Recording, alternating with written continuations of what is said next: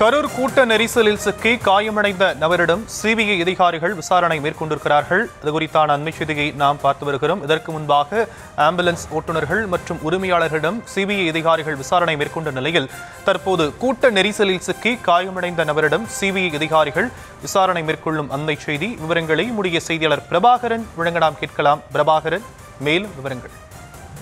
வணக்கம் sir.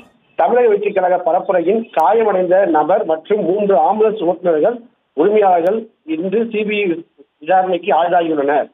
Karur CBI அலுவலகத்தில் விசாரணைக்காக இன்று தமிழக வெற்றிக் கழகத்தின் சார்பாக ஏற்பாடு செய்யப்பட்ட ஆம்புலன்ஸ் ஓட்டுநர்கள் உரிமையாளர்கள் என 3 நபர்கள் இன்று ஆஜராகியுள்ளனர். நாமக்கல் மாவட்டத்திலிருந்து கடந்த செப்டம்பர் மாதம் தமிழக வெற்றிக் கழக பரப்புரை கூட்டத்திற்கு ஏற்பாடு செய்யப்பட்டிருந்த 2 ஆம்புலன்ஸ் இன்று சிபிஐ விசாரணைக்கு ஓட்டுநர் மற்றும் உரிமையாளர்கள் 3 பேர் என விசாரணைக்கு ஆஜராகியுள்ளனர். மேலும் தமிழக வெற்றிக் கழக பரப்புரையில் காயமடைந்த ஆண்டாங்குடி பகுதியைச் சேர்ந்த முரளிகிருஷ்ணன் என்பவர் விசாரணைக்காக தற்போது ஆஜராகியுள்ளார். விவரங்களுக்கு நன்றி பிரபாகரன்.